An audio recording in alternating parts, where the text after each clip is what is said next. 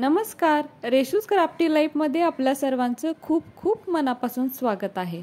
कधी कधी आपल्याकडे खूप नारळ असतात, पण हे नारळ टिकवायचे कसे? म्हणजे बाजारातून आणतो तेव्हा हे नारळ असे सोललेले असतात, तर हा नारळ काही कारणाने तसाच राहून जातो. पण हा टिकून राहावा यासाठी काय करायचं? तर कुठेही कोपऱ्यामध्ये एका जागी असा उभा करून ठेवायचा. तर ही शेंडीकडची जी बाजू आहे ती अशी वरती करून ठेवायची. तर हा सुद्धा नारळ महिन्यांपूर्वीचा आहे, जो मी असाच उभा करून ठेवला होता. पण कुठे जर कोपऱ्यात उभा राहत नसेल किंवा कोपऱ्यात ठेवायचा नसेल, तर त्यासाठी एक गोष्ट करायची. तर काय करायचं, एक तांब्या घ्यायचा व तांब्यामध्ये असा उभा करून ठेवायचा. आता हा तांब्या आपण कुठेही ठेवू शकतो. यावरती पाणी वगैरे मारायचं असं काहीही करायचं नाही. फक्त नारळ उभा राहायला पाहिजे एवढीच काळजी घ्यायची आणि शेंडीकडची बाजू वरती करून ठेवायची. आता यानंतर नारळ फोडायचा कसा, तर ती सुद्धा एक ट्रिक आहे जी आता मी तुमच्यासोबत शेअर करते.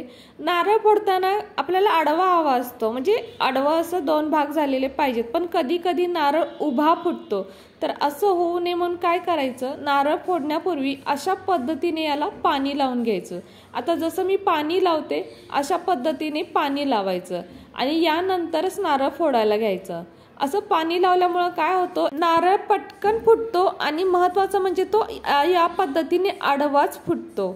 आता यानंतर अजून एक ट्रिक, तर या नारळाला ना शिरा असतात पहा, ही अशा रेषा असतात उभा, त्याला आमच्याकडे शिरा म्हणतात. तर ही पहा, ही म्हणजे ही रेष जी तुम्हाला दिसते ना, तर अशा या रेषा नारळाला असतात. तर फोडताना एक गोष्ट लक्षात ठेवायची, या रेषेवरच आपल्याला मारायचं आहे. तर आता आपण नारळ फोडूया, म्हणजे प्रत्यक्षात तुम्हाला ते दिसेलच. तर नारळ फोडण्यासाठी इथे मी खलबत्त्याचा वापर करते. तुम्ही जर आपटून नारळ फोडत असाल तर अशा पद्धतीने या शिरेवर म्हणजे या रेषांवरच मारा. तर हे पहा, आपला नारळ इथे फुटलेला आहे. तर हे पहा, जिथे आपण पाणी लावलेलं होतं म्हणजे पाणी मारलेलं होतं तिथेच हा नारळ फुटलेला आहे. तर अजून थोडासा तो पूर्ण वेगळा होऊ दे. तर इथे बघू शकताय नारळ आतून थोडा सुकलेला आहे, म्हणून ही करवंटी बाजूला लवकर होत नाही. तर हे पहा, पण हे जे खोबरं आहे ते चांगलंच असणार, ते अजिबात खराब झालेलं नसेल. तर हवं तर मी इथे तुम्हाला हे फोडून दाखवते. कारण म्हटलं ना, महिना होऊन गेला होता आणि देणाऱ्याने पण आधी कधी आणून ठेवला असेल माहीत नाही. तर आता मी हे चिरून दाखवते, म्हणजे आतून तुम्हाला हे खोबरं कसं आहे हे कळेल. तर हे पहा, सुकलेलं आहे पण तरी सुद्धा ते चांगलं आहे. तर बघू शकताय अजिबात खराब नाहीये, फक्त नारळ सुकलेलं आहे इतकंच आहे. तर आहे ना, म्हणून ही ट्रिक आवर्जून वापरा ज्या काही सांगितल्या आहेत.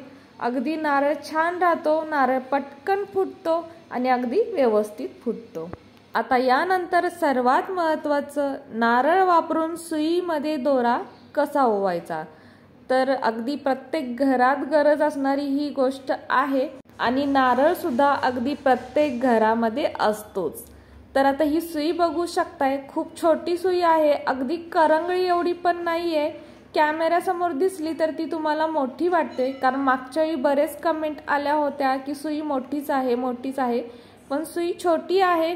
पण हरकत नाही, यापेक्षा जरी सुई छोटी असली तरी सुद्धा आज आपण ती ओवू शकतो. अशी या नारळाची कमाल आहे. आता फोडलेल्या नारळाची करवंटी घेऊया आणि या नारळाची तुम्ही शेंडी पाहू शकताय, किती बारीक बारीक याला हे केस आहेत, म्हणजे नारळाचे केस आहेत ना, अगदी आपल्या केसां इतकं सुद्धा बारीक याचे हे केस आहेत.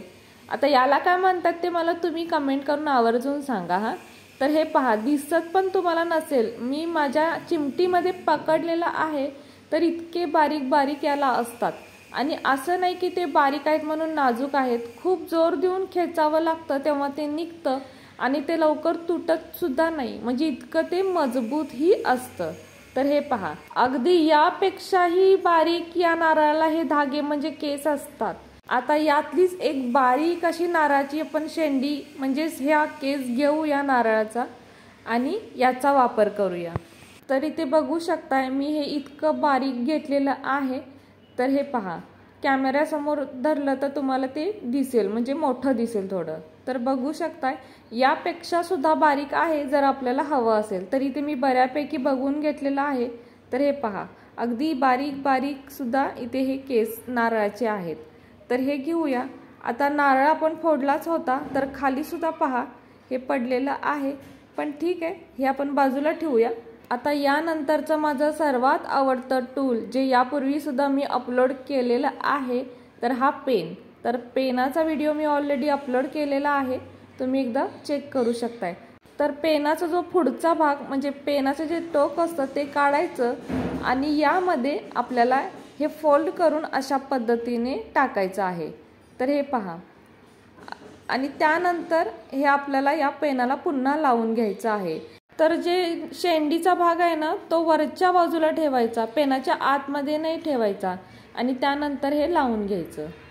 इथे आपलं अगदी छानपैकी हे टूल असं तयार होतं। आता जगातली कितीही छोटी सुई असली तरी आपण सहजतेने ओवू शकतो। तर आता इथे आपण सुई ओवून पाहूया, खरंच हे इतकं सोपं जातं का। तर सर्वात आधी आपली सुई घ्यायची आणि यामध्ये ओवायची। यामध्ये अगदी सहज ओवली जाते, कारण हे तितकं बारीक असतं आणि ओवायला सोपं सुद्धा जातं। आता यानंतर काय करायचं, धागा घ्यायचा आणि धागा आपल्याला या नारळाच्या शेंडी म्हणजे नारळाच्या या केसामध्ये ओवायचा आहे। तर तो सुद्धा अगदी सहज ओवला जातो आणि यानंतर सुई फक्त आपल्याला बाहेर काढून घ्यायची आहे। अगदी दोरा सेकंद सुद्धा लागत नाही की सुईमध्ये धागा ओवला जातो।